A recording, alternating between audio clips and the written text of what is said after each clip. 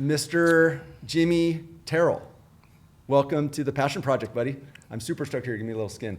Stoked. And we're going to go right in. How do you say your last name? Terrell. Jimmy Terrell. You got it right. There's been a couple, but there's been people historically have said it different ways. So we're setting the stage. That's how we pronounce it. A lot of people will say Terrell, but it's actually Terrell. All right. You've heard it from the horse's mouth, folks. That's how you say it. Jim, I'm super stoked. We've known each other better part, I don't know, it's got to be 15, 20 years now. Time really flies. I always gauge my age by my friends' kids' age, and you've got one in college and one on the way. Yeah. I've got two in college, and they were all little shits when we met a long time ago. So you still look very young and fit, and we'll talk about that, but it's been a minute. So thanks. Yeah, it's been at least 20 years ago we met. That's wild. I think before kids even, Yeah, it's crazy. It's super cool. So thanks for being here. Super fun. I'm really stoked. Jim, you've got a long history, and it's been documented in a lot of ways. There's a lot of YouTube stuff of you because of what you do, which we'll talk about your path. We're going to keep it more maybe on the high level, but we're going to start where you started, which wasn't here, and we're going to end where you are today, here in the Newport Beach, Costa Mesa area, which you've been part of the community for a long time. And as I always say, this isn't a paddling podcast, and it's not a surf podcast, but paddling will definitely be a part of it. It's a big part of your life. Good chance of it. But it is a storytelling, and we're going to really tell like the Jimmy Terrell and family and history story, which will be really fun to connect the dots. And as we said, I had our good friend Willie Reichenstein in here just a couple weeks ago, and I learned a lot about a guy that I've paddled with a zillion times, and I've been hearing from friends like, oh, I didn't know Willie about this and that. And in fact, there's some data that I learned about you and Willie that we'll talk about later that we go way back. Yeah, that I learned just in conversation. 40 years or more. It's incredible.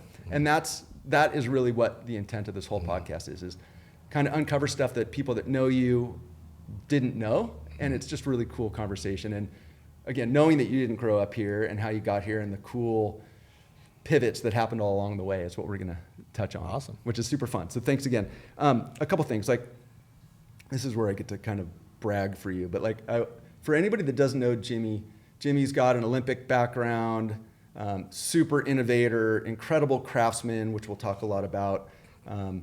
3-time Olympics? Four Olympic teams. So 4 Olympic teams, and we'll talk about the nuance between that, because on the internet, I knew there was 3, but then I saw somewhere it said 4. I was like, hold on. So we'll talk about how that works. Always creating, always funny, some good impersonations in there, which I'm going to try to draw out of you today.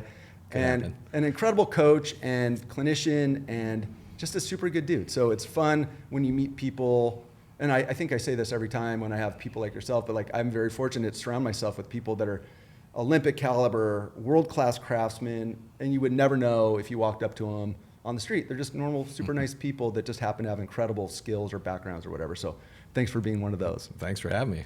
And that's really why I love to do this. It's storytelling. So with that, and you haven't stopped. We didn't paddle together this morning, but we still continue to go hard, and you continue to race, and we'll talk a lot about the stuff that you do. So let's just jump right in, and if you don't mind, we're going to just tell, Jimmy Terrell, this is your life. So you did not grow up here. You grew up in the Midwest. So growing up in, let's go, tell me about it. Milford, Ohio. It's a small town east side of Cincinnati, 15 minutes from Cincinnati. Yeah. And I grew up with a family that two older sisters. I have a sister, Judy, a year older, and Sue, 2 years older.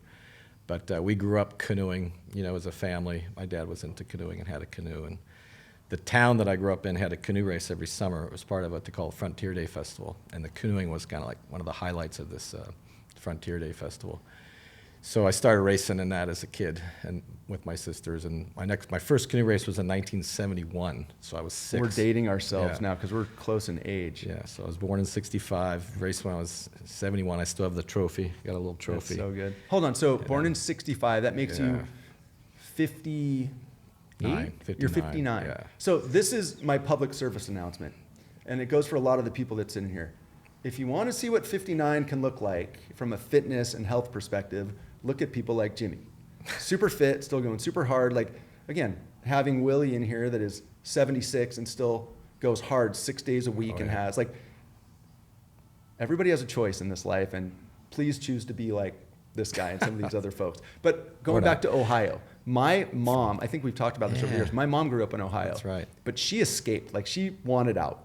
And she tells the reasons why, and we've never really gone back. We still have a little bit of family there. But for the most part, she was like, it was just too cold and too flat and too this and that. And she had a different kind of Yeah. upbringing. She was I from think. northern Ohio, though, right? Yeah. I think she was like Toledo and Yeah. Findlay. Yeah, it's a little flatter up there.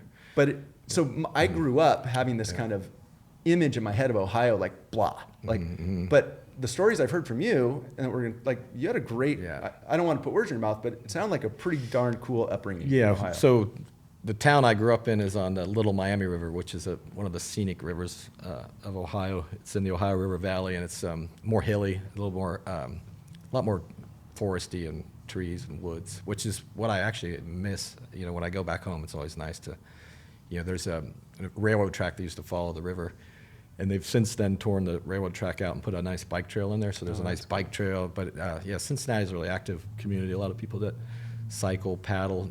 There's several canoe rental places on the Little Miami River, which when we were young, my parents opened up a canoe rental business. It's called the Miami Canoe Livery, where we rented canoes, you know, sit-down type canoes, and sold canoes. And my dad got into, and my mom brought in like race, you know, more performance type canoes for people that wanted to take canoeing to another level than just, you know, the canoe being a vessel to get your cooler down the river full Right. of beer, right? Which was, when you had a rental business, that was your typical clientele, people that just wanted to float down the river with you know, some beverages in a cooler and, you know, just enjoy the river. But it's, so I have fond memories of working at the canoe. My first job was, of course, you know, aside from mowing lawns and shoveling snow in the winter, was carrying, you know, wet life jackets and paddles up the hill. At what kind of age when you were?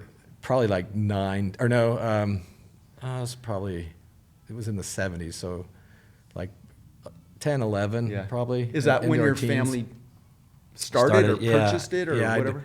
I'd have to go back and Yeah. get the exact dates, but I remember working there pretty young, like before junior high, like probably middle school age. And then once I got big enough to carry up one end of the canoe, I'd carry one end of the canoe, and eventually I could pick up these 80-pound canoes over my shoulders, and I only weighed 70 pounds, 80 pounds. So that's That explains a that's fair bit, actually too. where I got some of my hard work ethic, is actually working at the canoe. And we had, you know, over 100 canoes, so I'd carry a good. Wow. You know, by the end of the day, when the teenage guys were tired, they'd just sit back and let me do it. You know? Yeah. Well, let me ask you this: what came first?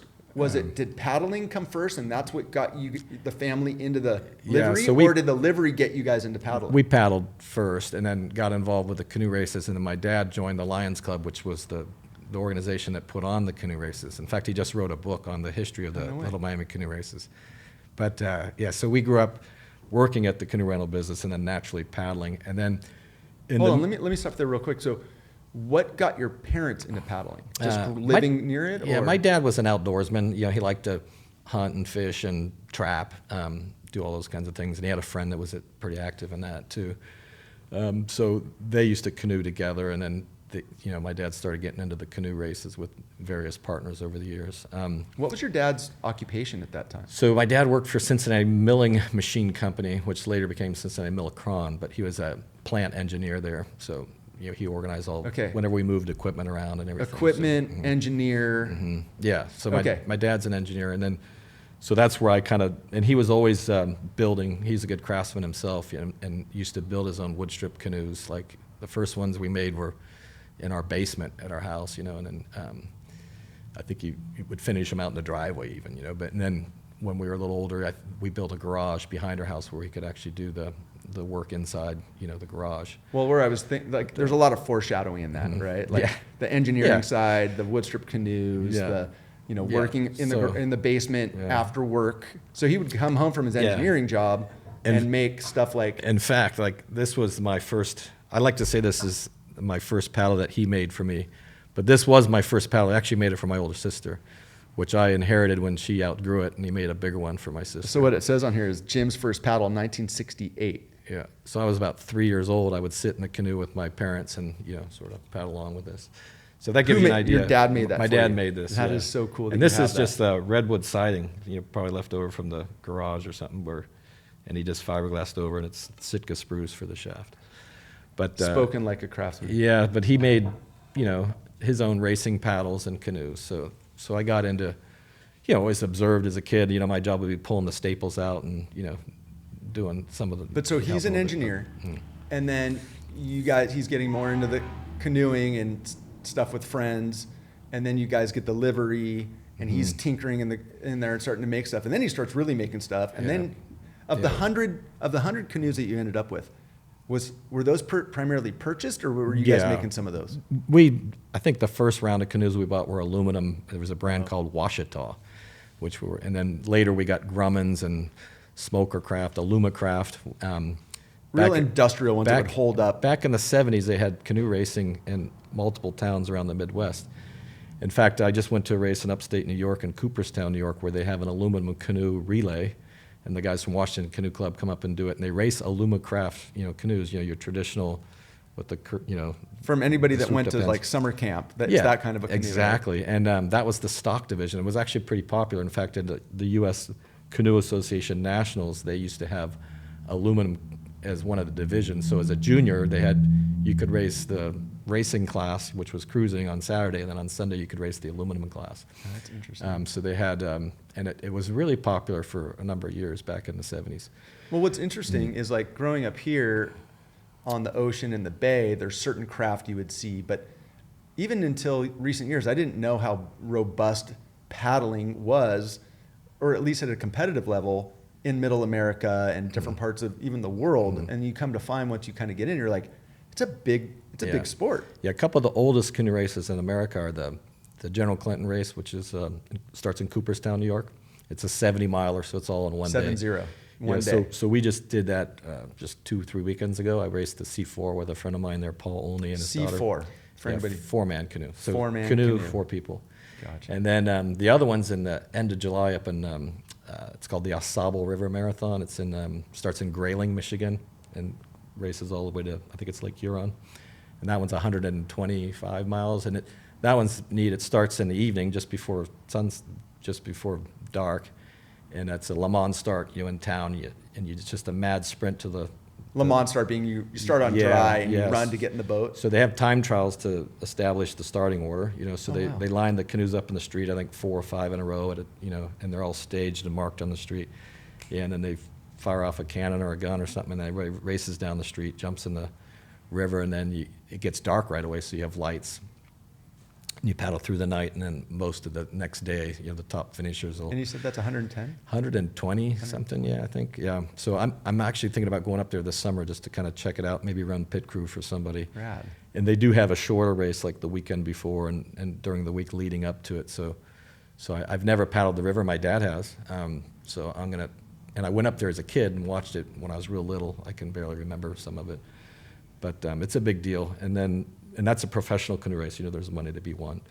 Hold on, professional? Yeah, it's professional. I mean, it pays for your gas money a little more. But yeah, there's Michigan has still like the Barton family, Greg Barton and Bruce Barton, Olympic level kayakers. They're from Homer, Michigan, but wow, they still paddle and race and have been doing. I know Bruce does that race all the time, and they. In fact, I just saw Bruce in New York at the General Clinton a few weekends ago. Well, I mean, what this shows, and you started doing, is this called marathon paddling? Yeah, this would be considered marathon canoe And you paddling. started doing marathon paddling like this when That's you were how I old? started, yeah. How old? Well, my first race was 6 and was just a little 6. sprint race. But then we started going to races when I was 11, 12, all around Indiana, Kentucky, Ohio. And my parents would be so busy running the canoe rental business on the weekends that sometimes other families would offer to take us to the races.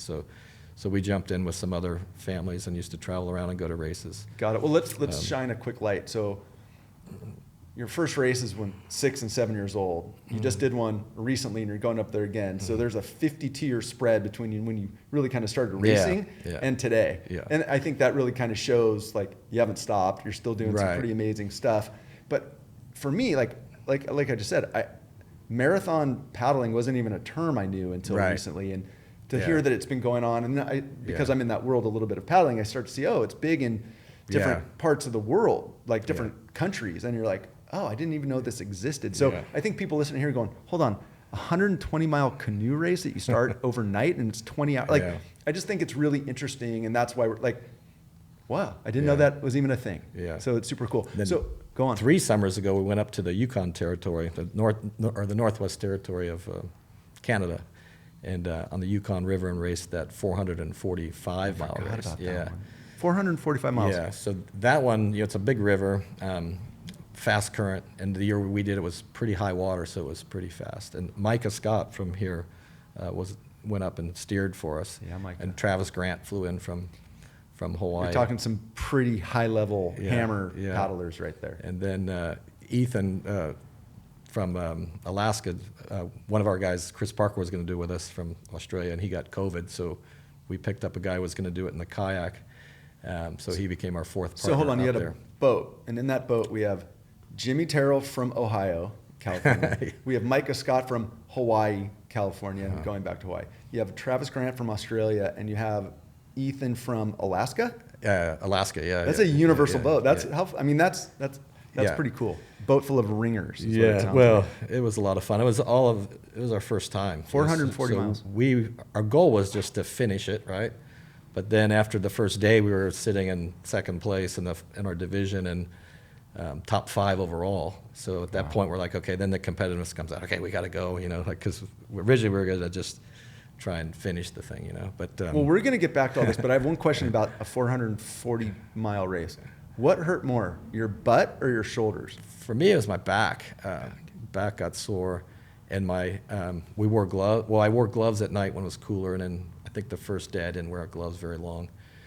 But then wore gloves the second, and you start I think we start at noon on a Wednesday, and there's 2 mandatory stops in the middle. You got to stop for 10 hours between 2 stops that are kind of in the middle of the race, about 6 hours apart. And so at the first stop, a lot of the guys' butts were sore. So we were just, I spent most of the time just adding padding to the seat, and trying to make it, especially Travis, he says, well, mate, it's like hiking with a rock in your shoe. Yeah. It was really painful to I can paddle imagine. when your butt's already chafing. But yeah, everyone's butts were sore, but for me, it was more my lower back. And How long did it take? so 43 hours was our my race God, time. you guys are incredible. So if you do the average, we averaged 10 miles an over hour. 10 miles an Yeah. hour, but the current probably helps, Thank goodness. 4 miles of an Hallelujah. hour of it. That's yeah. incredible. Again, shining a light on the cool stuff that you do. Let's go back to, I know we're bouncing around a bit, but let's go back to schooling and sports in school. So you go to your going through school, you start racing at 7. At what point did you go, this racing thing's something I'm going to pursue? Yeah, I got into all the traditional sports. Like I played baseball, wasn't very good at that. Basketball, wasn't too good at that. But I was decent at football. I was a fast runner and liked football. And one of the guys that I played Little League football with grew up and played for the NFL, Napoleon McCallum. He played for the Raiders for a while, towards the end of his career. But he was kind of our most famous player that I played with as a kid. Hold on. Does he have a park named after him? I don't think he does. Not in Milford, I don't believe. So there's a beautiful park in Milford named after Jimmy with biking trails and all kinds of stuff, which is, again, a testament to your accomplishments. But I Yeah. digress. Yeah, so I grew up playing all the school sports, and then I got into wrestling in the 8th grade, and I was pretty good in wrestling at the start because I had the conditioning from working at my parents' canoe livery, and then the canoeing, and I was always into running and biking and doing all those things too. Never really competed, and I didn't even know that you could compete in biking, around where I lived. Yeah. So I did all these things to get in shape for paddling, which helped, my fitness level for wrestling. And wrestling's an individual sport, which I like, the individual part You of started to find that. Yeah. Was anybody else in your family as fitness focused as you were? Yeah, both my sisters paddled and played other sports too. Like my older sister ended up playing a little bit of volleyball in college, even indoor. And then Judy, she was actually a good kayaker, and both Judy and Sue did sprint kayak. In fact, they both started.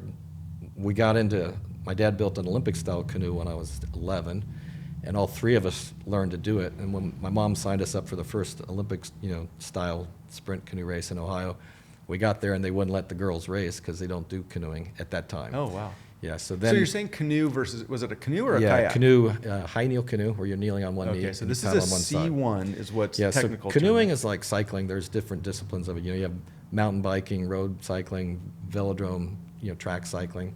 So paddling, I started as a marathon canoe paddler, and then one of the guys from Cincinnati was Roland Mullen. He was a 3-time Olympic canoe paddler he was on the 72, 76, and 80 Olympic teams for canoeing.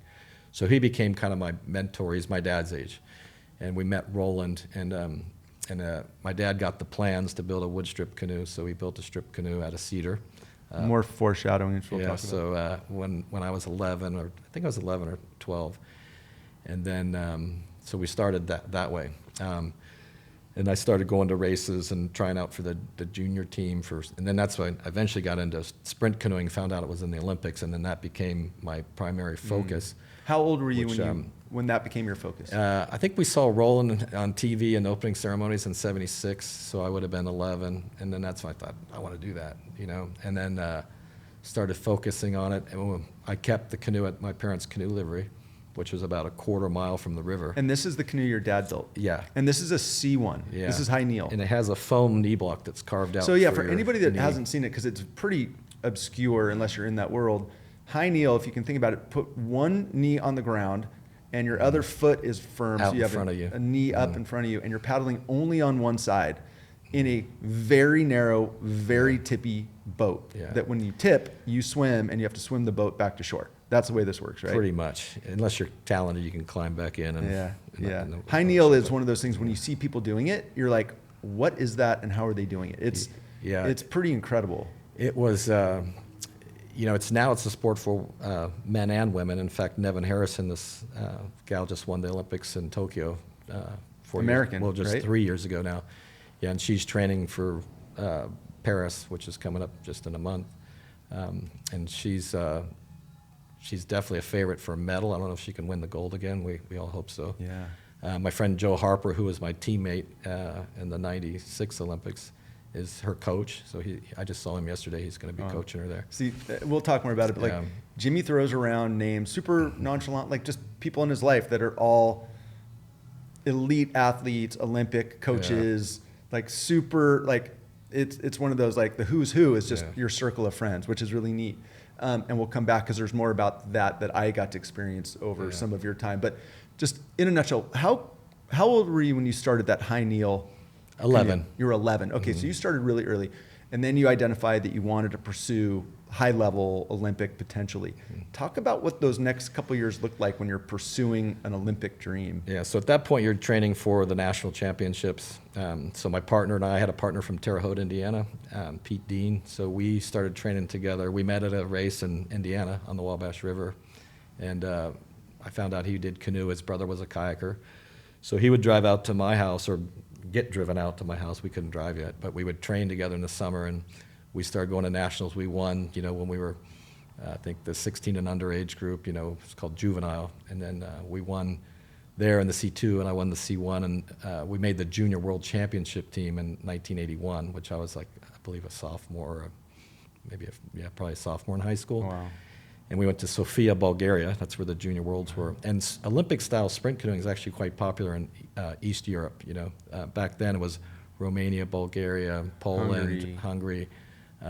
They're all really good at canoeing. And then it was the Soviet Union, so all Western Russia at that time, which is now Ukraine, Estonia, Latvia, all those countries, along what was previously Western Russia. They were all good at canoeing. It's a more popular sport over there than it is in the U.S. And it's actually pretty popular in Canada too, because they do what they call war canoe, where they kneel on one knee and paddle these, 10-man canoes and that. Didn't know So I got into Olympic-style canoeing at an early age, and then I ended up going over there and just getting clobbered. I'm thinking, I'm going to do pretty good. I'm like the best in the U.S. You got your eyes open. I got over there, and it was very humbling. I didn't do very well. But let's stop there real quick. Here's a kid from Ohio, and you get to go to Bulgaria. Right. What was that like? It was awesome. It was an all-paid trip. The American Canoe Association at the time had funding to send a junior team there, and it was actually a big team. I remember the canoe team. We had a couple kids from Chicago on the team. My partner was from Indiana, and then Drew Story from Ventura was on that team, and the kayakers. We had a guy from Texas and one from Lexington, Kentucky. And but I'm guessing New York. At We were 16, from all over. 17, being from all over with young kids. I mean, that's pretty young. Yeah. And you're going to Yeah, so Eastern Bloc totally different world. Yeah. That's really during like the Cold War, Yeah, right? for sure. So I can't imagine what it's like at that age to go travel the world and really get your eyes open Yeah. to like so much, Exactly. such a different world. And it's interesting, what media does to it, to us here. You see all this stuff on TV. We're in the Cold War, right? Well, we go over there, it's just a bunch of kids that are into paddling like we are and having a good time.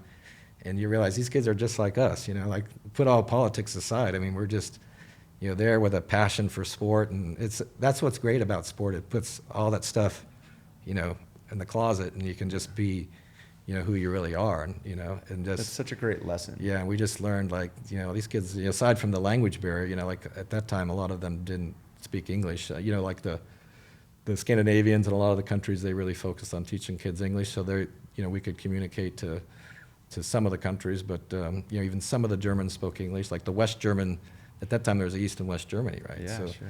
the East Germans were kind of held; they weren't really allowed to mingle and socialize as much, but the West Germans could. So a couple of the kids I met from the West German team spoke pretty good English. And Well, I think it's one of those things where if I had a magic wand, I mean, can you imagine if you allowed every kid in the world to go travel abroad in sport and just meet other kids? Like, it'd be a much Yeah, it'd be a different happier experience. Yeah, right, world, right? right. Especially when you have a passion, something like that you share. Yeah. So. So that was a big. Yeah, so that was an awesome opportunity. Of course, at that point, I'm hooked. So then the Junior Worlds at that time were every odd year. So it was 81 Junior Worlds. Larry Kane, if anybody's watching this podcast, might know Larry Kane from Canada. He was at those Junior Worlds. He won, actually.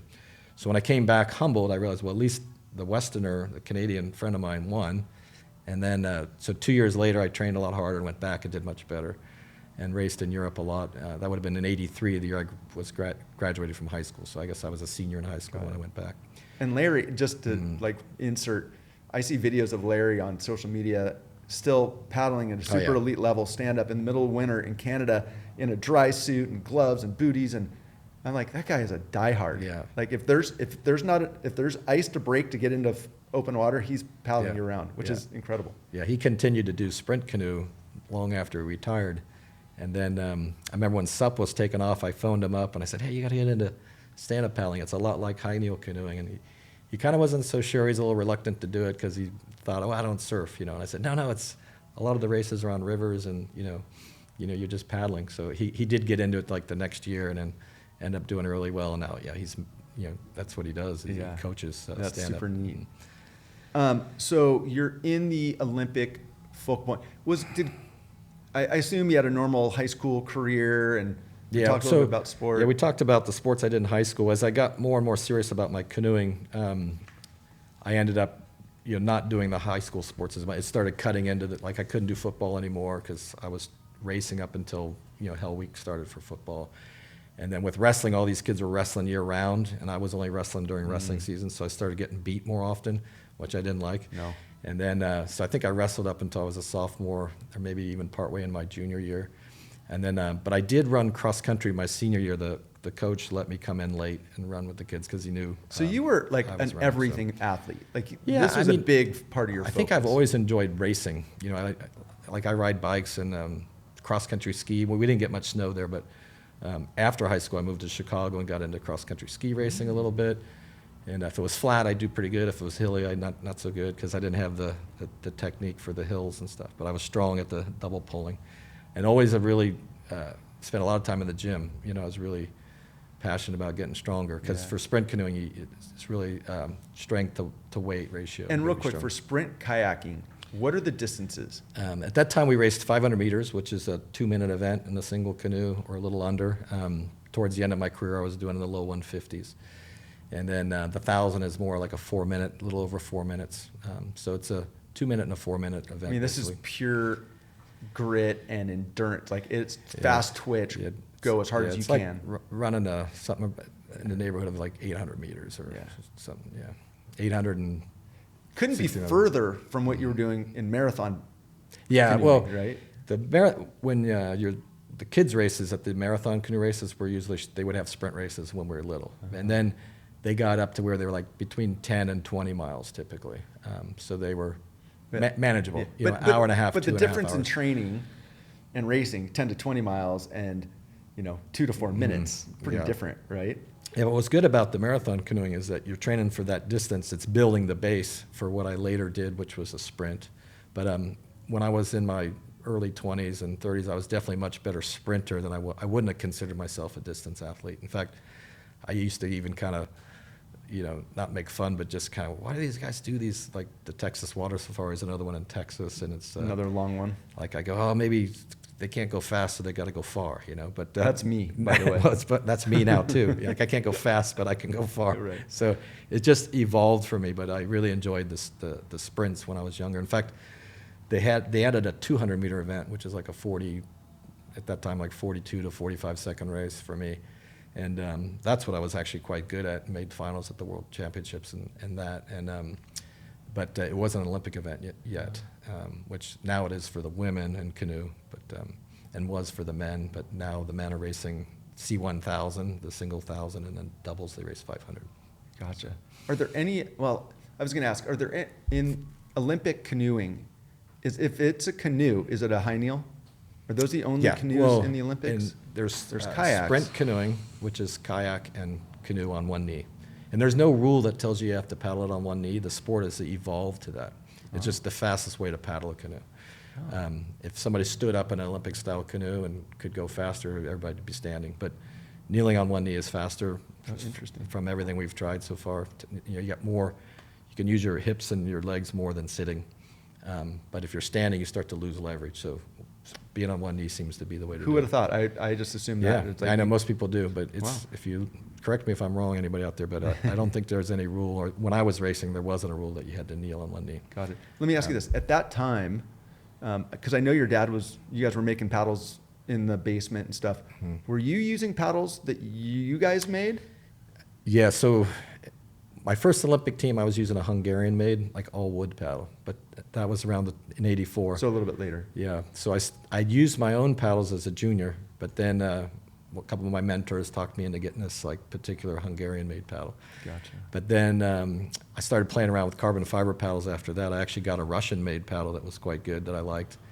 And then I started making my own. I got some carbon fiber from Greg Barton, who was in Michigan making carbon fiber kayak paddles in the mid-'80s. So he gave me some carbon to tinker with, so I shaped a paddle out of foam and wrapped it in carbon, and it was the lightest paddle I ever used in my whole life. And then I broke it paddling with it up at the lake, so I had to go back to the drawing board and make another one. But Well, that's again more foreshadowing. Real quick, so- you've said Greg Barton a couple times.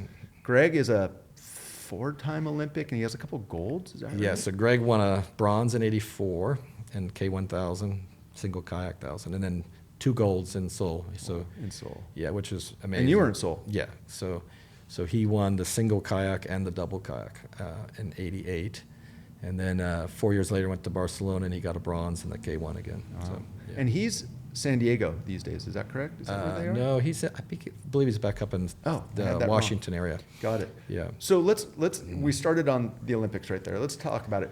We're going to talk about your Olympics, but real quick, in the training aspect of it, you're doing this while you're in high school or into college? Did you do college? Let's hit there real quick. So my first Olympic trials was '84. So I graduated from high school in '83, and then Okay. I was 100% focused on making the team in '84, which I managed to do. And then after the '84 Olympics, I went to work in Chicago as doing custom furniture and cabinetry. With a friend of mine, he's about 10 years older, Rick Diebold. His family, he had like a 3rd-generation German-owned cabinet shop in Chicago. So I worked there and learned a ton about, woodworking. And I did a lot of woodworking in high school, too. So I built all kinds of furniture that's still in my mom and dad's house today. Rad. Had a cherry and walnut and a lot of turning on the lathe and various things. But when I went to Chicago, I had a lot of experience coming in at 19 years Sure. old. And so Rick liked having me there, but the problem was I only wanted to work in the winter, save up enough money because I wanted to go to Florida and then, race all summer. Yeah.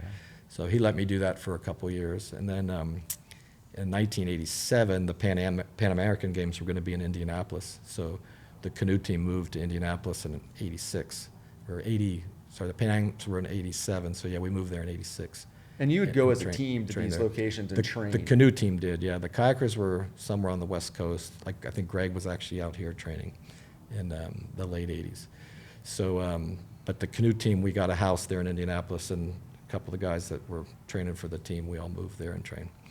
And we had a Hungarian coach, Csaba Santos, and he was a good coach, and we worked hard. We did a lot of swimming in the winter and running, and I remember running on the track in the wintertime, and I had like one of those turtlenecks on, and we were running repeat 400s, and every time I'd run, the moisture from my exhaled air would freeze right here, make it ice. So I'd turn the turtleneck a little bit, and we'd do another one. We lost count of how many we were doing, so we were going to do 6 repeat quarters, pretty all out. I'm like, how many was that? And I think Rod McLean grabs me and goes, he goes 1, 2, 3, 6. Oh my gosh. Yeah. I'm not tough. Yeah, so you guys would be training in all weather. Yeah, so we trained. Crazy. Yeah, and then in the spring when you have to get a jump on the season, we'd go to Florida and train down there. Yeah. So during this time, so this is one of the reasons I do this podcast is I had Willie Reichenstein in here just 2 weeks ago. And Willie mentioned that you guys met while you were both training for the Olympics. Willie lives right here. You live right here. You've been friends for 40 years, but you met in Lexington, Kentucky. Yeah. Can you tell that story? Yeah. So Lexington is just, if you don't know, is about a 2-hour drive from Cincinnati. And my partner, going into the '84 trials, you had to race all 4 events. There was a 500 meter and a 1,000 meter, in both singles and doubles. So in canoeing, you're either righty or lefty.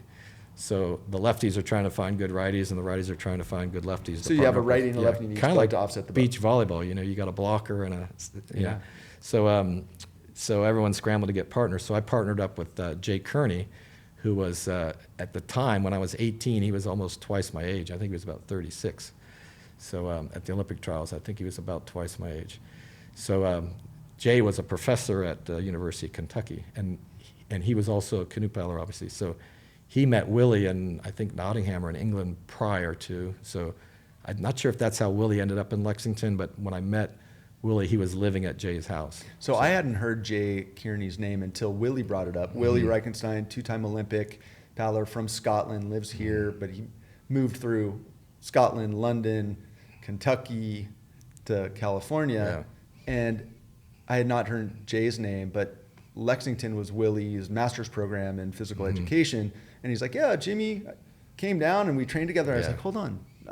So just one of those really cool I'll tell you a fun Willie story. So when I first met him, there's a couple good stories, but Lexington, Kentucky had a really nice weightlifting facility, gym, but pretty raw with free weights. But they had these giant monkey bars that went like across the gym. And I don't remember how many rungs there were or whatever, but part of the workout, the first day I show up and Willie's in the gym and Jay's there, you got to do a pull-up on each rung and then go to the next one, and I remember Willie watched him go all the way down and all the way back. I'm like, holy shit. Like I knew I was pretty good at pull-ups. But I remember the hard thing about it is the rungs were real big, so they were hard for me to hold on to almost. But I remember getting down and part of the way back, and I was so mad that I couldn't do the whole thing. But I remember going home and just training like crazy because the next time I came back, I wanted to be able to go all the way down, go all the way back. But hold on, let me ask you. I'm going to ask you the same question because I had heard stories about Willie, and Willie told me the time that he did 52 pull-ups, because he was asked to do it as part of a application process. Right. And he had referenced you. So I know pull-ups. Pull-ups is a big part of we do a lot of paddling. Mm-hmm. Was it tell me something, give me a number. What was a set or a workout? I think I personally witnessed Willie do over 30 pretty, just in a regular training set one time. And then I think it was Jay mentioned to me, he goes, he can do 50 or more. And I'm like, really? And let's see it. But I don't think I ever personally saw him do 50, but I know he could do 50. He told me he did 52. Yeah. And so my goal was always 50, right? And I eventually was able to do 50. We were in Lake Placid one summer and I could do 50. But I was always trying to get stronger, right? So you'd get the lactic acid almost sets in when you get to that many. But we started doing weighted pull-ups. So that was my big thing, hanging a 45 and then 2 45s and trying to see how many you could do with 90 pounds. And I got to the point where I could do a few with one arm at one time. But yeah, I think my best was about 50. That's incredible. In Lake Placid. But I told Will, go on. We had a Hungarian coach that had us do 100 pull-ups after a paddling workout. And he wanted us to do 5 sets of 20. So I used to be able to do 3 sets of 20, then 18, 15, 12, until you got to 100. But for most humans, that's an incredible. So you build up to that, sure. Like anything. And they were pretty. We always did them. The coach would get on you if you had too much kip. When I watch CrossFit now, they're swinging their body. They're doing a lot of kipping, yeah. So ours were pretty controlled. I can vouch for Willie's technique too. Yeah, it was not a lot of kipping, a little bit, when we would do it, but you try and just Stay really straight. Yeah, not super like. But it's strict, called but clean, right? Pretty Or straight. clean. Yeah, depends on who the judge is, right? All right. But That's super like fun. what do they call that? The muscle ups now. Yeah. I remember I used to be able to do one of those, but not with Where you go up, a giant. do a kip. pull up, and you go Yeah. all the way up so the bar's at your waist, Yeah. well below you. Yeah, Yeah, my so- son can do like 10 of those right now. He's That's a monster. impressive, yeah. Love that. So you are. Let's talk about your Olympics. What Olympics? You said 4 Olympic teams, but 3 Yeah, Olympics. so in '84, I was 18 at the Olympic trials. I was pretty young. And what was interesting when I mentioned that you had to do 4 events to make the team because you got points in each event. What happened, strangely enough, is the 5 guys that ended up making the Olympic team in 1984, none of our partners made it. Oh wow. Yeah, because everybody, naturally you're going to either beat your partner, like no one beat their partner by 1 and their partner beat them by 1, like It's almost like seat race. So that's Yeah. really interesting. So, So- you're like kicking, you're so, beating some of your yeah. best friends and partners Yeah. out. Yeah, like I think Jay beat me in the 1,000 by 1 place. My partner did, but I think I beat him in the 500 by maybe 2 places. So we went into the tandem races with me, just a couple points ahead of him. And Jurka Batlik, who lives here and paddles at NAC, we're still good friends today. He and I think he ended up getting the 6th place by points, and we were like, this. It came down to the last C2 race, and there was like 4 boats within a meter of each other, and it was just so close. I mean, I think the difference between Jurka going to the Olympics and me was like a foot, if that. There's like a photo finish. It was in Lorton, Virginia. So then, of the guys that made the team, there was 3 of us that are righties, and the 2 best guys on our team both paddle right-sided also. So Bruce Merritt and Rob Plankenhorn. I've got a funny. So- I'm sorry, I just had to insert. I've got a funny story. So my parents live. They've got a view of the bay from where they live, and they always used to talk about this guy that was on high kneel. They would describe him as this high kneel, big beard, and his body looked like a Greek god, just this monster, ripped, chiseled. And I always thought it was Jurka, but I don't know if that's true or not. But they would Could've been. always talk about this one guy they Yeah, would see. that narrows it down to a few. I could have been, Jay had a big beard like that too, and he Jay. trained out here some. But I mean, I grew up but hearing it that. could have been Jurka, yeah, or, yeah. Super interesting. Yeah. But let's stay on the Olympics. So let's talk about how were they? Did they meet up to your expectations? Did you enjoy the process? How did you feel with how you did? Yeah, so in '84, to finish that story, when I made the team, I thought there was a good chance I'd race both doubles with the 2 lefties, and the other guys would focus on singles. But the 2 guys that raced the singles wanted to paddle doubles also. So I ended up losing a time trial here in Newport. We had a training camp here in Newport in '84. Wow. So I lost a 1,000-meter time trial, my partner and I, to Rod and Rob. And then when we went to the Santa Barbara, we stayed at UCSB during the Olympics because the Olympics were at Lake Casitas. About maybe a week before the races started, or a few days before, we had one more kind of a seat race for C2, and I lost the seat race by, like I went out and did a 500, and then an hour later, my partner went out with the other guy and with Bruce, and they Gotcha. did a slightly faster time. So I ended up being a spare. I was kind of heartbroken. But it took the pressure off, at least not having to race at 18. By then I was 19. I turned 19 that summer.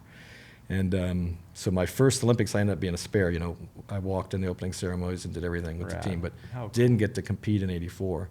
So then 4 years later, I made the team for Seoul, Korea, and then raced the single in Seoul.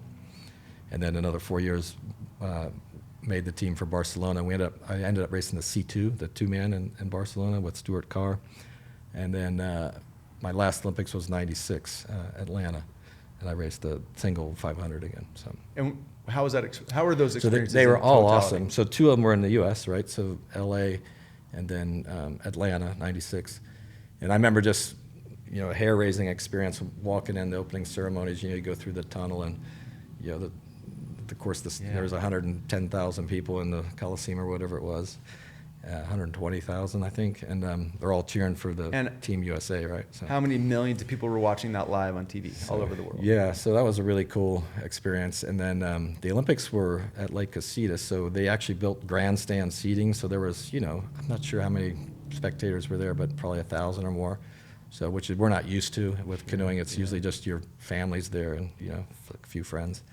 So which was a lot like Europe. When you go to races, the big races in Europe, they'll have grandstand seating with usually a couple thousand people there for the World Championships, or more, a few thousand probably. But like, all in all, you had a heck of it. Yeah, oh, it was amazing. Yeah, and then you're getting to meet all the best athletes from all sports. Like at that time was Carl Lewis, and then I remember in '92 was the Dream Team, the basketball team. So I remember we were coming into the opening ceremonies, and in the tunnel they stopped my row, and that's your chance to be on TV. They don't always film canoe kayak, but they'll show the opening ceremonies, right?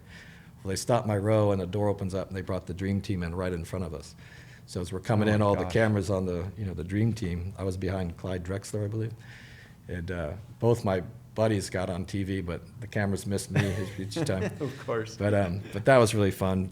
I mean, all of the Olympics were just an amazing experience. And well, good for you. I mean, I talked to people like you and Willie, and we had Rami Zur and Krista in here, all Olympic, a couple gold medals with Krista.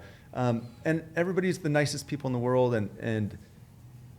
But what I find interesting is it's so pedestrian or so commonplace for you to have these, like, oh, the Olympics and, the people I met, and it was an amazing experience. But for most of us, it's like this awe-inspiring, like, thing. Mm-hmm. So for you, it's your life. For the rest of us, it's like, oh my God, Jimmy, and like the tip of the top, So it's just, it's really, really cool. And kudos for you to consider myself lucky, to have had the opportunity to do what we did. You made your luck on that one, my friend, with a lot of hard work. Let me ask you this. So did you end your competitive Olympic campaign purposefully, or did you try to make the next one? Or did you, because at some point you moved to California, and that's where I want to go. I want to figure out how you ended up here, but I don't know if that was because of a paddling shift or a job shift, or like, how did you end up here? Well, so after '84, I actually was going to take a year off because I had to work. I mean, there's no money to be made, right? And I'd already sacrificed so much and I liked my job in Chicago, right? So, but my friend Rob Plenkenhorn, who was on the Olympic team in '84, retired and became the executive director of our sport. So he hired a Hungarian coach to come over and convince me to, keep paddling. So I ended up going to the World Championships in '85, '86, '87, raced in '88, and then prior to the '88 Olympics, we had our training camp in Chula Vista, it wasn't Chula Vista, it was Escondido on Lake Hodges. So we were training here. I don't know how we ended up there, but we trained there for about 2 or 3 weeks before we left for Seoul. And they had just built the NAC. So the NAC was the Newport Aquatic Center right here. Yeah, 1988. So on my day off, I came up and interviewed to be the assistant. They were hiring an assistant director who would also become the junior coach and whatnot.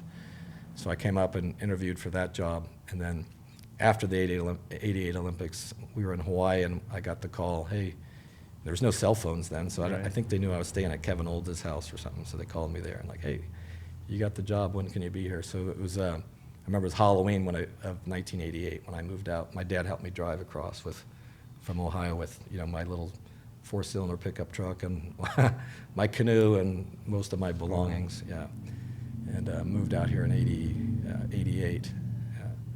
And I kind of took a year off from racing internationally. I don't think I raced in '89, but then I started again in '90, '91.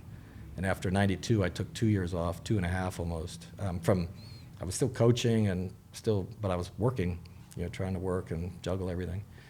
And then I started training again for '96 and went to the Pan Am Games in '95 and did the Olympics in '96. Wow. And then after '96, I retired for almost 3 years and then decided to try and make one more go. So I ended up racing at the World Championships in '99, and then we just missed qualifying an entry for Sydney in 2000, which would have been my 5th Olympics. Dude, which turns out later we did get that spot, but they took one of the young guys from Seattle to race the 500 at the time. Well, what a career! I mean, almost 5 with all the Pan American Games and all the internationals. Like, here's the other thing, and you mentioned it. There's no money in this. Like, it's not basketball, it's not football. It doesn't have the sport of soccer. Like, it is a self-funded, for the most part. You said there were some times, but for the most part, it is a self-funded thing. So everybody that's trying in the U.S. is working their way through, whereas there's a lot of other sports or other countries. Like, if you're like Krista from Hungary, was fully supported by the country and continues to be to some degree based on her gold medals.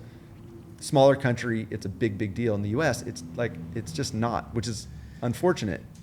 But so you have to work. So you're working. Corporate America funds the Olympics. So Yeah. I was lucky enough to get a couple sponsors over the years. Looks like Blue Cross Blue Shield sponsored me for a couple years prior to '88. And my sister worked at the Procter & Gamble company and was friends with the marketing director for the brand Sunny Delight. And they needed a sponsor, an athlete, so they sponsored me. I had an orange canoe and, race jersey, and I got a little bit of money prior to '96. So there was a little bit of money and support.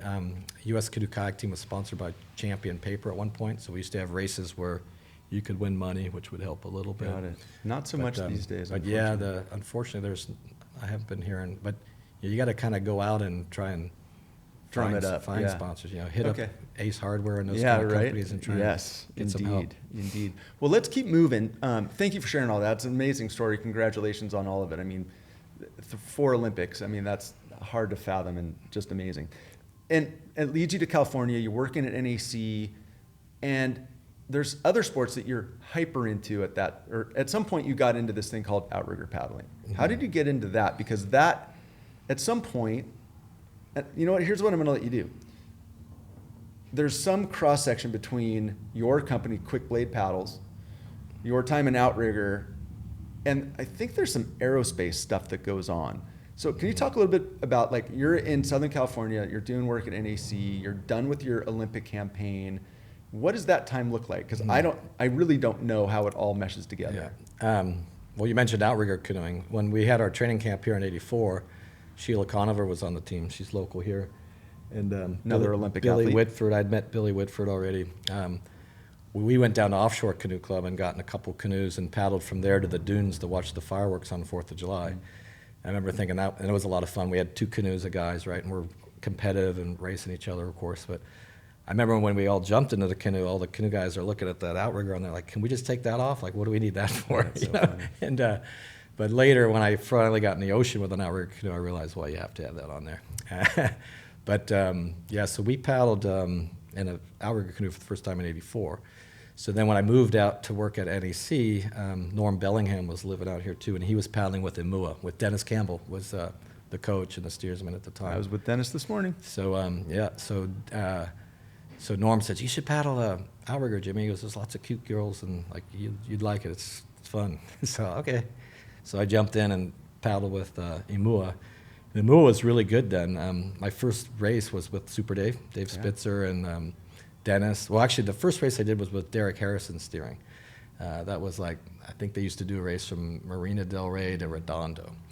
It's got the Carpet Beach race or whatever it was called. But then the second race I ever did was the Santa Barbara race, and I remember Super Dave and I and Dennis, we did really well and won there. That was the rig run. Not much has changed because you mentioned Super Dave Spitzer, who I paddled with this morning. I mean, you guys have raced together on and off. Since '89. Yeah. And he's a monster. Yeah. What an athlete. And we still race together a lot in the 2-man, and we just raced on Sunday together, or Saturday, down in San Diego. But always a good time paddling with Dave, and he's in our morning training group. Yeah. But Imua had a really good team back then. We won Catalina that year, so technically as a novice, I won Catalina the first year with Imua. We had 2 crews. I think our second crew was 3rd or 4th. And the second crew even had Greg Barton and I think Bunch of hammers. maybe Norm in there. And then we went over and did Molokai that year and everything Have else you too. won Molokai? I've never won Molokai. But Willie told the story of his first yeah. time, second time in an outrigger Yeah. was in Molokai, and they won it. His Yeah, second yeah. time in an outrigger. Yeah, I mean, it's yeah. an incredible story. It's such an elite thing to consider. The that you year do that. we went, we were expected to do well, but we borrowed a canoe that was turned out it was a sailing canoe. It was a new canoe, an ice canoe. But it turned out it probably wasn't the ideal canoe. It was pretty flat conditions that year, so if we were going to win, it would have been the year. And if I remember, we weren't on the starting line when it started, so we, by then, allowed point, we're like 10th already, and we just kind of were struggling and just never, I think we ended up finishing top 10 or around 10th. Gotcha. But I've done it a number of times since then with like Jimmy Jasper, Steve Cole, Hawaii. It was like Team Tui Tonga was the team I raced with. And then I raced for HCKT, Hawaii Canoe Kayak Team, with Johnny Puakea.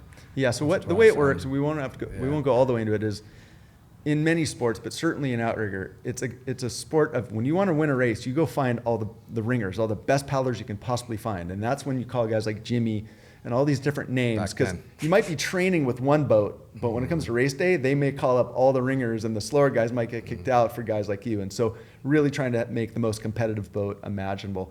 But let's keep going on that, because I want to ask you about your company, and we're going to go down the route of Quickblade. But before we get to it, because this is a composite material, this is your handiwork, this is your brainchild. Did you work in the aerospace industry? Because your skill with what I'm looking at right here, this Yeah. paddle, I think you did. So fill me in on that before we get right into Just Quickblade. prior to aerospace, after the '96 Olympics, I went back to Ohio and I worked for the same company my dad worked at forever, Cincinnati Millicron, and worked there for a couple years. And then I missed the weather and came back, and I ended up getting working for Saline Mustang. I was making a carbon fiber race car body for Saline for about a year. When we met Jim Downey, I met my wife Elizabeth doing Catalina. And then Lizzie for most of us. Lizzie, yeah. So her friend had met this Jim Downey, who I met, and we're talking at his house, and he's like, "What do you do?" And I told him I'm making race car bodies. Where he goes, "I do the same kind of stuff. You should come see my factory." And so I go over there, like, factory, what does he make? And so I go over there, and sure enough, they're making full composite airplane interiors for, Boeing, Airbus, Embraer, like all the big airplane manufacturers. And next thing you know, I'm sitting down and I'm getting hired to work at his company. I'm like, well, wait a minute, I haven't even quit my other job yet. So anyway, he walks out of the room, and I'm sitting with the head of HR, and he says, so how long have you known Jim? I go, I just met him yesterday. Wow. And then he goes, well, I think you'll be making a good move to come on with us. So sure enough, I went with C&D, and actually what Jim had set up for me, because I was still training, this was in '99, I was able to train full-time and then work part-time. So I worked 20 hours a week until the World Championships were over, and then I went to work full-time for C&D. It was called C&D Aerospace. So I worked for C&D for about 7 years. So you think back to all this stuff, family building stuff in the basement, and you're learning how to do all this stuff with your dad. Then you go and you are building Furniture, wood, yeah. And then you're going to this place that your dad worked at for all this time. So you're very handy. Yeah. And I'm guessing you really enjoyed it. And then you get into the aerospace, or automotive, and then aerospace. So then you're going from wood to composite materials. And it's all coming together. It was the best right? of both worlds, because when I worked for C&D Aerospace, you're basically building furniture out of composite materials. So I knew the materials, I knew the processes. I worked at a machine shop for a couple of years. I mean, that's what Cincinnati Millicron is. They make big machinery. And then so I knew a lot about precision tolerances and all this kind of stuff. And then when I was out here, I did take some classes at Orange Coast College, some engineering classes and things. So, but I don't have an engineering degree. Well, you may not have a degree formally, but I think you have your PhD in this line of work of composite materials and making incredible stuff. And again, I always wonder with people like you, Jimmy, who has a super creative mind with this stuff, is like, when I know when my eyes are closed, like the kind of things come up, like especially think about like the podcast or work, but like as an innovative mind and a background in tinkering and all this stuff, like the stuff that you come up with, we'll get a little bit further into it, because like this thing sitting in front of us called your Stingray, which we'll get to, the most recent addition. But for as long as I've known you, you've been making stuff on the cutting edge. So let's talk about Quickblade. You've got your 35th anniversary happening right now of Quickblade paddles, which is the premier paddle brand in the world for outrigger and stand-up. In my opinion, I think most people would say that at the elite level. Where did Quickblade come from? And like, one of my big questions is, when did it start, and when did it go from, I'm guessing at some point it was your side hustle, you're doing this on the side, kind of like what your dad was doing, and became your full-time gig? Yeah, for a long time. So I had made paddles prior to establishing Quickblade. I was basically making them for myself and a couple of my friends at the NAC. And one of the Hungarian guys that moved here, Zsolt Molnar, he still lives in town. He was dating a gal who had a little bit of a marketing sense, a marketing background, and she was telling me, you should start signing the paddles, like put your name on there, And I kind of laughed. I said, the guys that are buying my paddles don't want my name on there. I got to be like, Joe Montana wanting a Roger Staubach football, So she said, well, come up with a brand name. So it was her and Zsolt and I and another guy, John, and we all put like 5 names on a note card and passed them around. And Quickblade was one of my names that we all mutually liked.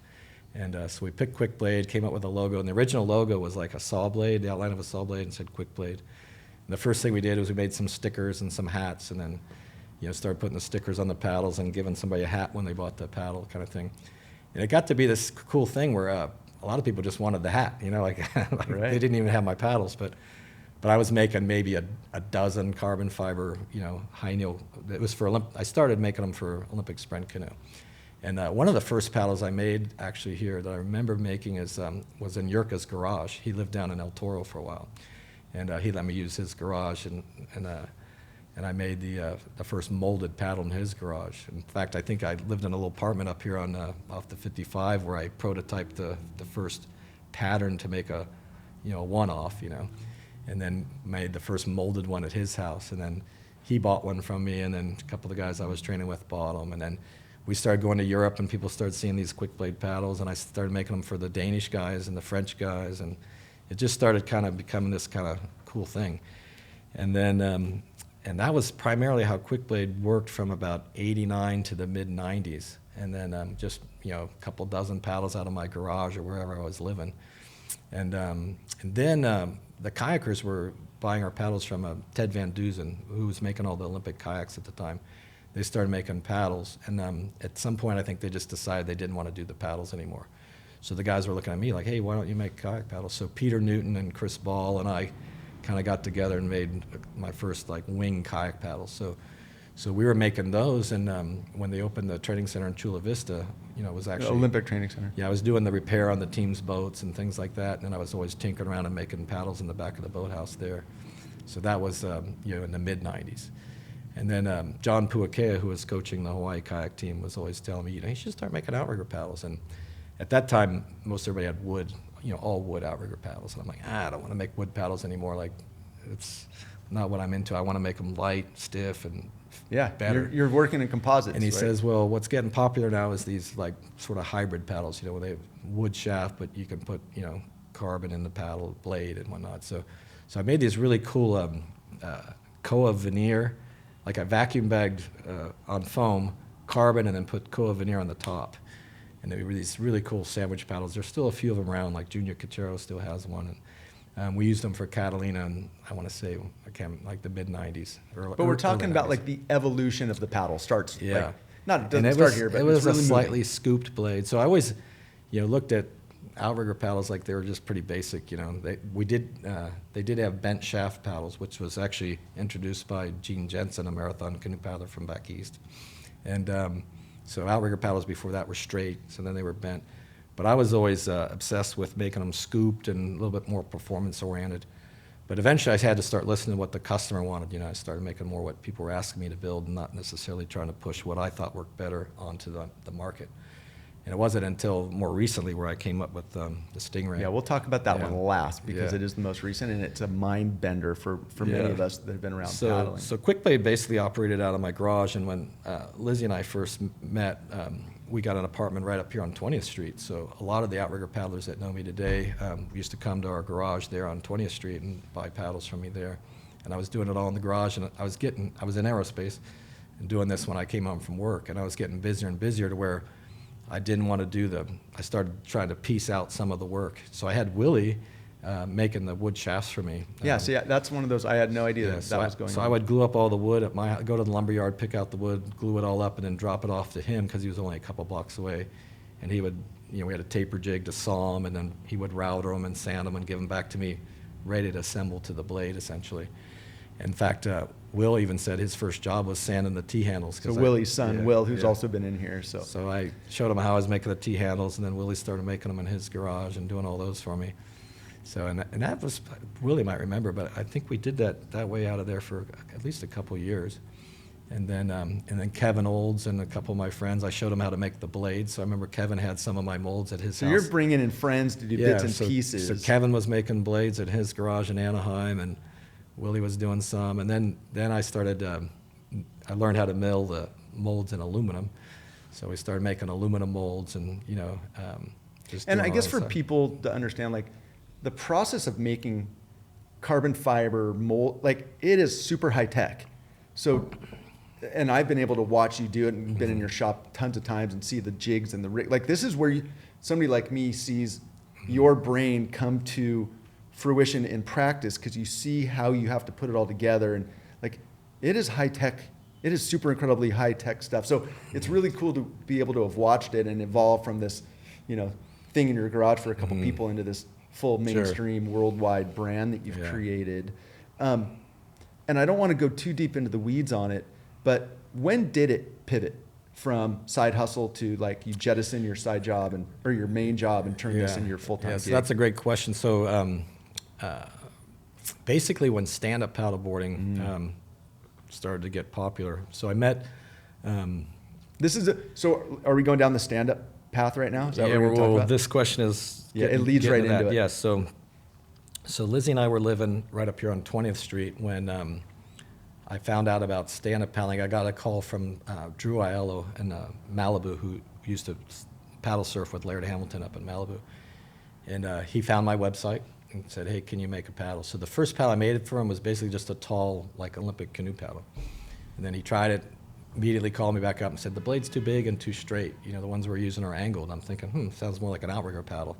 So basically put like an outrigger paddle blade on a shaft, sent that to me. He goes, oh yeah, these are great. And then I think he gave one to Laird to try, and Laird liked it. And Laird called me and said, hey, I want to talk to you. So I drove up to Malibu to meet Laird after he bought a handful of paddles for him and some friends. And he was telling me how big he foresaw stand-up paddling getting. And he was a smart... We totally connected. I go, yeah, you're right. We're like feeding on each other's energy, because I go, yeah, when you're standing, you see a lot more, and you have 360 degrees of visibility, and like it's just such a great workout. And I grew up in Cincinnati. I didn't really surf, but also now I'm learning to surf better. Let me stop right there, because for anybody that's listening, everybody that's listening, regardless of where you live, in Ohio or California or Hawaii, stand-up paddling, because it's mainstream and has been for the last 15 years. But at this time, it did not exist. There was 19 years ago. Yeah. Oh my God, that's incredible. Yes. Because that's when we started. But let me just tell the story real quick. At that time, there were back in the 40s, 50s, some Hawaiians, the Beach Boys in Waikiki, would take tourists out on giant boards with a paddle. And that was like the original Beach Boys and stand-up paddling. It wasn't called stand-up paddling. It was just what they did. Laird Hamilton, the ultimate ocean innovator, brings it back and starts doing this and brings Dave Kalama in, and they find you. I just have to tell, I saw it the first time, it was not out. It was microscopic, but you had just started, and I think you were testing one of these paddles that you're talking about, you were making for Dave Kalama and Laird in the bay, and I saw you, and I'd known you from NAC, and I saw you, and I'm like, what are you doing? What is that? You're standing on a board with a paddle? It was, and I've seen you do different, interesting, weird, dynamic things, but I was like, what are you doing? Oh, it's stand-up paddling. That was the beginning of stand-up paddling in the world. It didn't exist for the masses until that day that I saw you. Yeah, you and I and Tim Carr were a handful of the first guys here in Newport doing it. I think it was Stephen Kozovic, one of the guys that was working for me in my garage at the time, that knew Dave Kalama, and I think he took a paddle to Kalama, and that's how Dave and I connected and started talking and meeting. And then Dave was in Malibu. They were doing like a how-to stand-up paddle video. So I went up and met him. Dave and Laird was there, and then Jimmy Lewis from Maui was also there. So I met those guys. Three names that are icons in in the ocean sports. So you've got Laird Hamilton. If you don't know of him, he is iconic. You've got Dave Kalama also. These were this early big wave towing guys together, and then Jimmy Lewis, premier board builder from Hawaii. So you have three of the most influential guys in the world of big water Hawaiian ocean sports coming to you. And then Laird was getting his boards from Ron House, down was San the Clemente. shaper in San Clemente. So I met Ron and became friends, and I wanted a better board than what I had, so I got Ron to make a board for me. And that's when I started going down to the Hal Rosoff. I called Willie and go, hey, can I race the Hal Rosoff race on my paddleboard? He goes, oh, we don't have a class for you. And I go, well, no, I just want to paddle. He goes, yeah, come on down. So the first year was just me, Kyle, a couple guys that did it. And then I started calling other race directors and telling them about stand-up, and there was a few people from down South County that were doing it. And next thing you know, within a couple of years, stand-up paddling became the biggest division. But so I enjoyed it for the racing aspect of it, but also the surfing aspect. Well, and let's talk. So you and I'll share some photos of us surfing. We have a day that we did some really fun stand-up in the surf. But most of us that did stand up in the surf, we got super into stand up in the surf. It was super fun, and a lot of people hated it, but I'd like to think that we at least were pretty smart about how we did it. Very etiquette sport. Not a lot of people had it. We certainly were very smart about it. But you had never surfed traditional surfing, and you never surfed waves until you surfed on a stand-up or very close. A handful of times, probably less than a dozen times. But like you got to be a very good stand-up surfer because of stand-up. Thanks for saying that. Yeah, no, for real. But most of us came from a surf background that got on stand-up, but you went the opposite direction. I think my paddling skills and my high kneeling experience is what helped. Well, you could catch any wave, like from further out than anybody because of your skill. So yeah, people that saw me paddle surf used to think I'd surfed for years. Like, no, I just started like no, yeah, you were very, very good. But I was teaching the surfers how to paddle better, and then I was learning how to surf better. But meeting Ron House. This is the time when Clark Foam, who supplied all the surfboard foam for all the surfboard, decades, they just one day shut down. And this is right when stand-up paddleboarding was taken off. So there weren't a lot of shaping bays that would allow somebody to come in and shape a stand-up board. So there was only a few guys doing it, making the boards, right? So there was a shortage of product, right? And the product wasn't coming from overseas yet. So what I did is I talked to Ron and go, hey, can we mold one of the boards and I'll pay you a royalty, for every board I do. So remember we started making the molded boards. I owned one of your very first ones. And Scott Lincoln and I became good friends through aerospace and when I first met Jim Downey. And Sydney was about a year old when all of a sudden I go, you know what? I never thought I could make a living doing paddles full time, but I thought maybe I could make the boards and the paddles. And then at that time I'd already sourced a lot of the paddle work because I had a full-time job. So I remember Sydney was about a year or 2 years old when I gave my notice to my aerospace employer that, hey, I'm going to take off and try and pursue this. So it was kind of a leap of faith, and Lizzie supported me on the idea. So we, and it was after meeting Laird and his enthusiasm. We're like, okay, yeah, I'm all in. Let's do it. So and Laird was trying to get a board made by Surf Tech at that time. So I said, well, shoot, I can make a board and a mold. And he goes, and how long? I go, a month, because Surf Tech was telling him it'd be several months. And he's like, he kind of called me to Matt. Well, let's see it. So sure enough, I flanged it. Which is part of the mold process. Yeah, then had a friend of mine make the mold for me, and then I started doing the boards at Scott Lincoln's shop over here in Placentia. And, Scotty's another good friend of ours. He was my training partner forever and happens to provide the carbon fiber to the aerospace industry. It was perfect timing because he had been making the canoes for Johnny Pouaquet at the time out of his That's right. shop. I forgot about that. So he had just stopped and he had the big oven and the stuff already there in place. So I went in and worked out a deal, rented 800 square feet. In fact, you bought a board from me there. I did, yeah. And was making these molded boards with Kevin Olds, and we were making we could do a board in 2 days, start to finish. Like, nobody can glass a board and make a board in 2 days. But, we would shoot the gel coat, come in the next day, laminate it, close it up, pop it out the next day, trim it. And what's funny is if anybody has gotten into stand-up in the last 10 years, like, this is the primitive days. The paddles were good. I still probably have my original Quickblade stand-up paddle. It's still that good. But the boards have evolved incredibly. But at the very beginning, they were pretty big, like 12 foot. And they were heavy. Big and heavy. Yeah. So we were making these hollow ones and got the weight down to about 22 pounds for a 12-foot board. And but the surfers, you remember they were they felt like they would call them corky or a little floaty because they were hollow. But those were the first boards we were racing too. Like, once we started making the hollow boards, they were a little faster than the I think that if we could go back in the Quickblade time capsule, or even in my own time capsule of boards and paddles from that, and just be able to look at them stacked up on this wall of what evolution. It looked like at the beginning to what it is today, it's like almost unrecognizable. And we could talk a lot about that. Let me ask you this. So as the growth trajectory of stand-up was a rocket ship. Laird was not wrong, and you were along for the ride. During the peak of probably 15, 10, 12 years ago, probably a handful of years, I always said that you and Joe Bark at the time, because Joe was making tons of the boards, he he added on to his prone background of the best prone boards into making stand-up boards, and you guys were working together. But you guys went to every race, you guys were all over the country, and I said it a zillion, you guys were like rock stars. Like, everybody wanted to come touch you and talk to you. YouTube stars. Well, that too. But I mean, it was a rocket ship industry for a bunch of years. Can you talk about the heyday of the sport? Yeah, it was a good time. So we went from, at that time I was making maybe a few hundred paddles a year prior to stand-up. And then we went to where we were pretty quickly making 100 paddles a month to 200 paddles a month to 500 paddles a month, and during its heyday, 1,000 paddles a month or more. And shipping them all over the world, if I recall. Yeah, and then worldwide, because there was not a lot of the windsurf companies had gotten into the game yet, but Starboard, Nash, a couple of the big windsurf brands right away realized there's an opportunity, so they started, basically, they had the technology to make a windsurf board. They started making the paddle boards in Thailand and China and so forth, and then all of a sudden there became more and more product available, which allowed the sport to grow, right?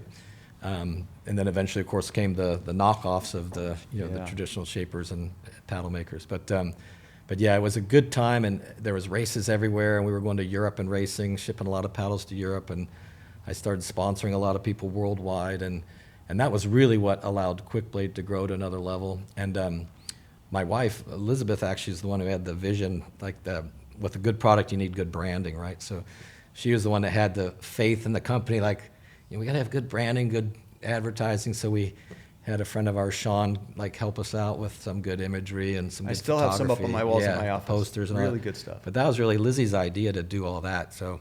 Well, I think of Quickblade as a family affair. If you ever went to, whether it was truly your family, you and Lizzie, and the girls were always around, you had this super amazing facility that not far from here that had been built out into the elite training facility, building facility, and that's where people would come and stay. So icons like you talked about Travis, and Jamie Mitchell, and all these icons that had been in other sports. So I knew Jamie Mitchell I didn't know him personally, but he had won the Molokai to Oahu prone race 10 years in a row. I'd met him a couple times at races, but then he pivoted into this and he starts hanging out with you. And you were surrounded by some of the most elite athletes in the world and having a ton of fun and hanging out at your facility is all people wanted to do. We were always over there just hanging. Well, we had the 4 units at one time. Yeah, it was amazing. And we built the paddling tank. I made this the flume donut-shaped tank that you could get in and paddle because there was a big demand for somebody to teach technique. So I had all the walls mirrored and a mirror that could show your side view by looking straight ahead. It was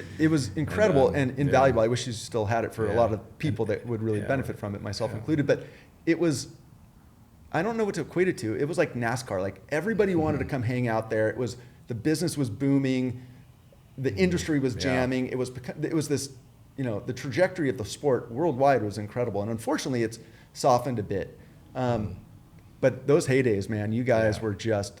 It was. Yeah, that's when my kids were young. That was, I'd say, 2013 to 2015 were the peak years, and we had the big Battle of the Paddle every October, which was the World Championships for stand-up paddleboard down racing. In the Doheny. Yeah, so we would always throw a big party at Quickblade. Prior to that, all our team riders would be in town, and I think I had as many as 30 to 40 athletes that I sponsored in some form from all over the at world, one and they would time, converge on you. And we'd all be here, and everybody be hanging out. And those were the good days. Some good busy times, and when the kids were small, Lizzie and I were running the business full time, and when your business grows, it's it's frantic. You're just hoping you make a couple more good decisions than bad decisions every month, to try and keep going forward. But there were some stressful times financially through the whole thing. But eventually the stand-up market sort of matured and saturated, and it's trying to predict when that was going to happen was pretty much impossible. Well, and for you being the forefront of paddle technology and just being that innovative mind, and you were always coming, every time we'd paddle, I'd see different paddles, and I had the opportunity to train with you a bit, and we'd try different boards and do time trials.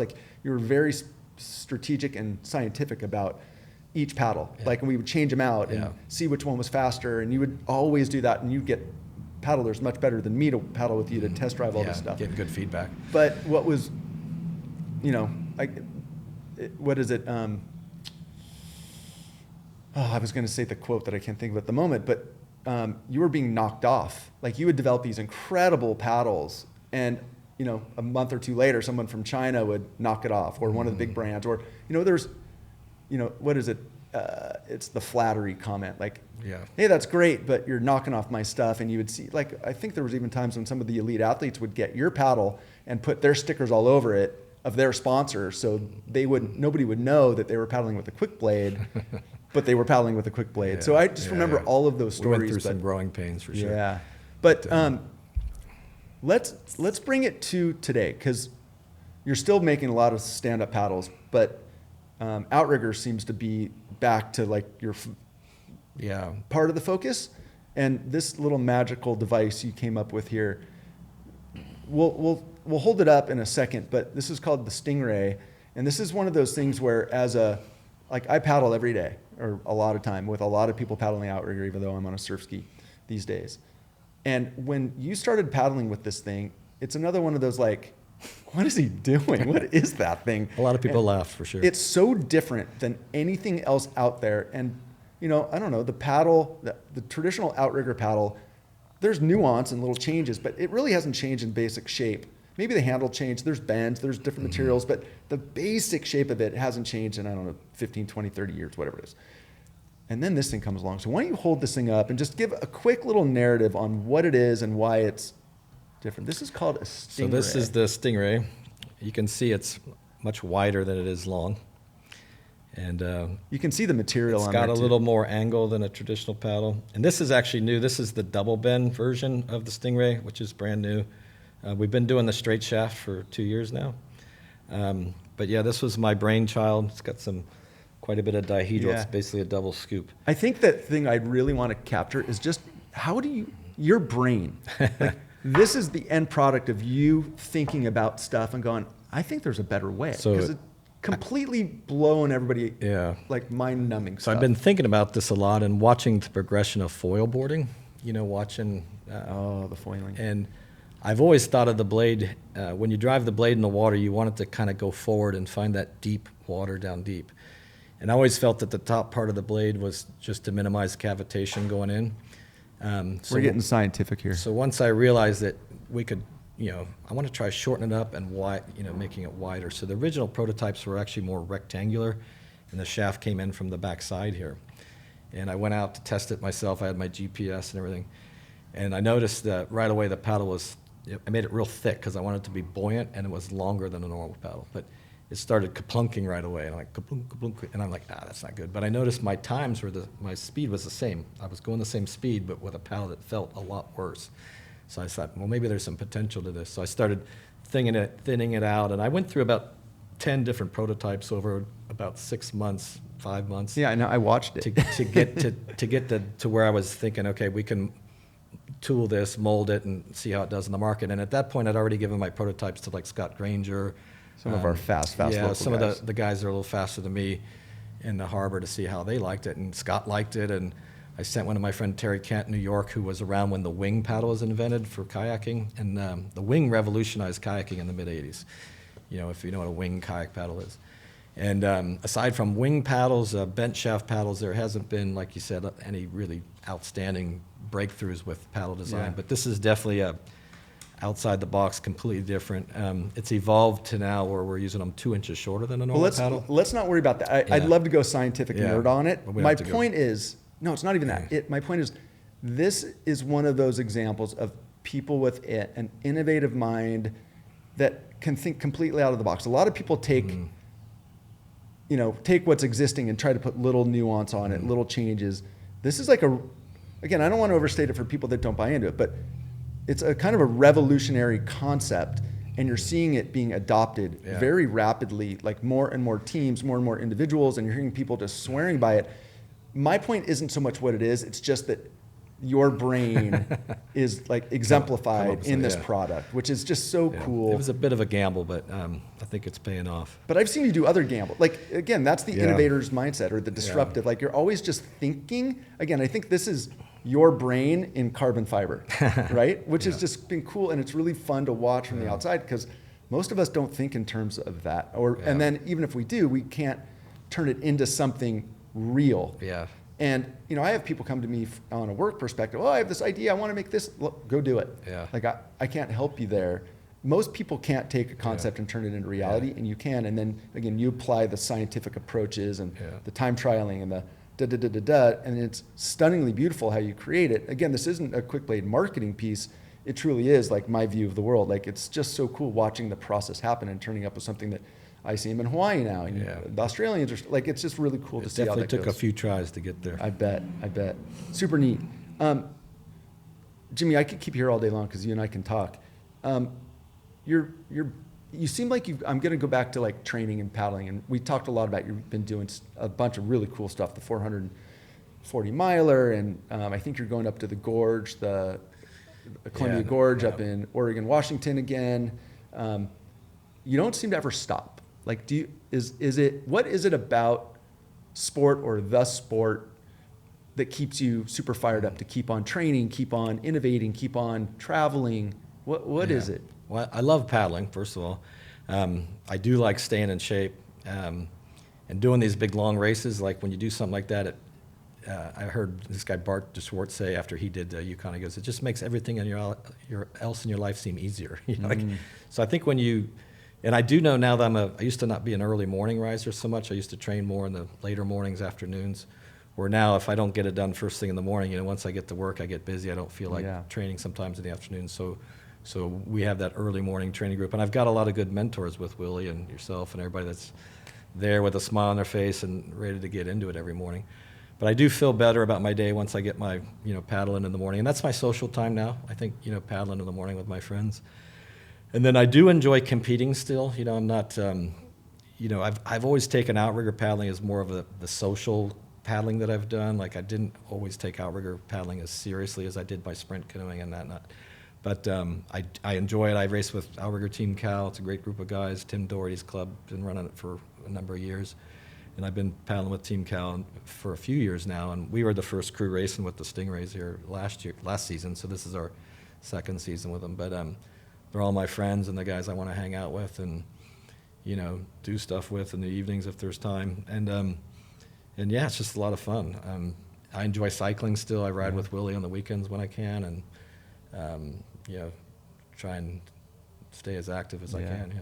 Well, you're always inspirational, and I always give you props because you and Willie, you know, our most elite friends on the water, will always paddle up to people and give pointers and coach, and it's lovely and it's super cool, and we all appreciate it.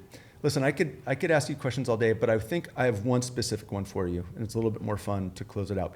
When Willie was here, I tried to get him to share how he starts every piece when we paddle together during the Willie workout and how we end it. And he didn't do it justice. Do you think you could do it justice for him? Well, the easy home or both of them? You're good with impressions. I'm trying to get a Willie or any how he Willie starts impression. the session. Well, let me tell you a couple of Willieisms. Let's do my it. favorites is I tend to go a few days without shaving from time to time.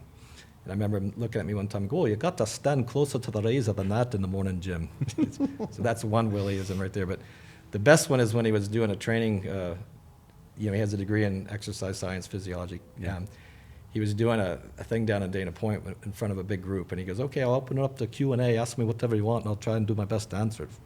And people started asking questions about, you know, the paddle or the seat or this and that, and he patiently tried to answer a couple until he finally got frustrated. He goes, "Let me tell you something about the equipment." He goes, "Lance Armstrong could probably win the Tour de France on my bike, but I sure as hell couldn't win it on his." Because the most important piece of equipment is the last thing you put in the boat, not your butt. He goes, "If your butt's not in shape, you got no business being out there, and I quit wasting my time." Something like that. Yeah. I maybe have embellished it over the years, but that's a good one. And then the other one was, you know, when I was younger, and I'd try and meet up with Willie for a bike ride or whatever. If I was out with the guys having beers the night before or something, you could kind of see I was a little tired in the morning. I'd say, "Oh, Jim, you can't be out hooting with the owls if you want to soar with the eagles in the morning, man." We love Willie and his Willieisms. But yeah. Well, to close us out, he's got some good one-liners. let's close it out. How does he close out a workout in the morning? Easy home. Easy home. Yeah, so- Jimmy Terrell, thank you so Yeah, much for right, being here, thank you. buddy. I appreciate it. Yeah. You're a stud. All right. Never stop. Thanks for having me. You got It's it. Good fun.